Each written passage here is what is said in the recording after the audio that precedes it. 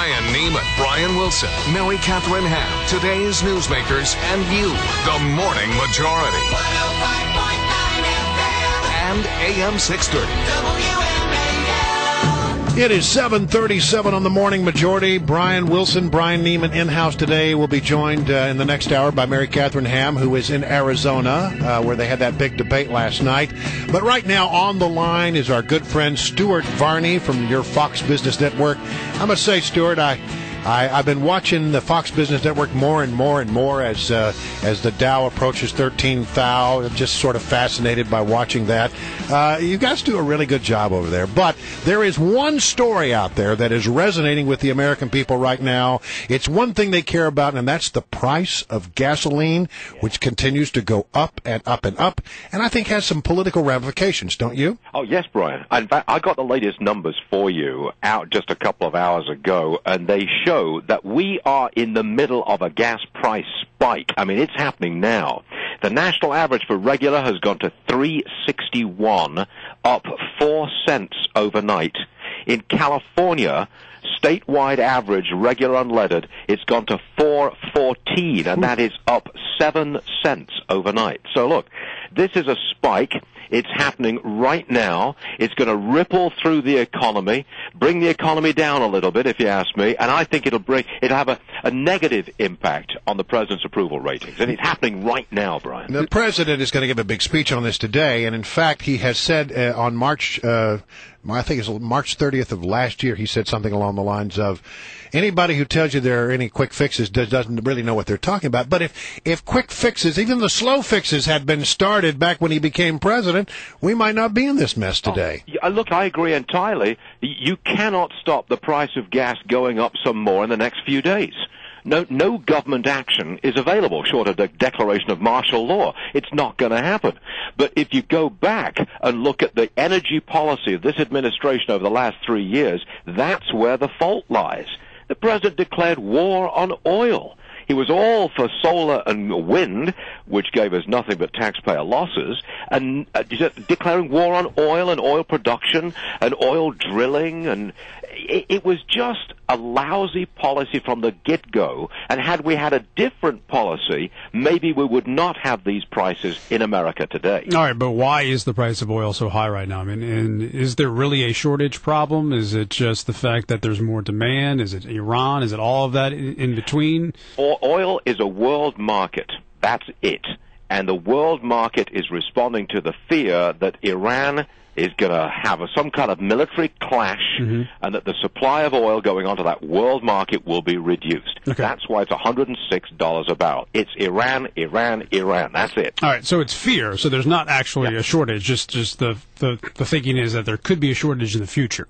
Well, look, I think there is a partial solution here because it is indeed speculation that has driven up the price. So why don't you make it more expensive to speculate? At the moment, I can put down, $10, $20 and control $100 worth of oil. That's leverage. Why don't you say you got to put down $50 to control $100 worth of oil? You get the speculators out, and you would reduce the volatility of prices, and it doesn't cost you a dime. Who makes that decision? Who can do that? That would be the authorities in New York who control the workings of the oil market. Last year, when silver was getting out of control, they raised the cost of speculation, and prices came down and stayed stable. I think you could do the same with oil. Do you think the president's going to release oil from the strategic reserve? It's a possibility. I don't think it'll do much good. Yeah, short term. But there is the possibility. Everybody talks about this doomsday scenario where it's $5 or $6 a gallon. There's also the possibility that could go down in the next couple of months. Yes, if there was some total resolution of the Iranian situation, I could see prices going down significantly. Well, if you think that's going to happen, I don't think that's going to happen. Oil. I don't think that's going to happen. But sometimes these fears ease a little bit. Yep. Yeah. All right. The president is. Well, he announced his plan yesterday to change the corporate tax code. I wanted to get your thoughts on it. It would go down, but a lot of people say, hey, this is actually going to be more of a tax hike than a tax cut for corporations. Well, if you look at the headline, the president wants to reduce the top rate of corporate tax from 35 to 28%. Okay, that's a nice headline. I think it misses the story. Net, there will be a tax increase on corporations, more money will be brought into the Treasury from the corporate sector. But much more important than that, if you really dig into the president's proposal, he is demanding a new global tax. He wants to tax any profit made by any American corporation overseas, whether that money is brought back to America or not. He's saying tax it. Now, that's very dangerous ground. You look down the road a ways, and what's going to happen with that brand new tax? He's going after the Apples of this world, which have $100 billion in cash. He's going after the Intels of this world, which make 85% of their money overseas. That now becomes taxable. McDonald's, 66% of its money overseas, taxable. Exxon, 45%. IBM, 64%. That overseas profit is now going to be, if the president gets his way, taxable. And that's a huge development. There's a little story that just drives me bat crazy.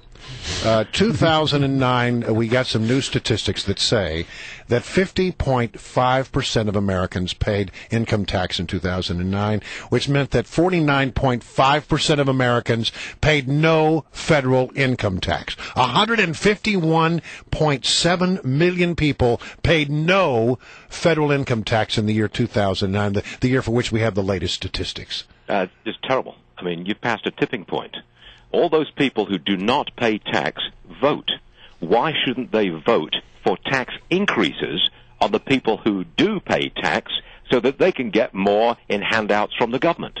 That's a tipping point. That's a terrible thing in America. This is the pathway to Greece. It is. Look, I'm a European. Everybody knows it.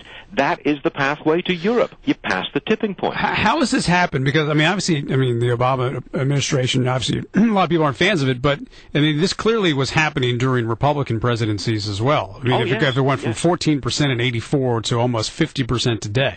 The way that previous administrations cut taxes was to raise the tax threshold so that you didn't pay any income tax until you reached a certain amount of money. I think nowadays it's about $40,000 a year. I gotcha. And that's how it was done. And then you lower the rates. But that threshold, that was the way of cutting people out of the tax system. And clearly, it's gone too far. It's not working.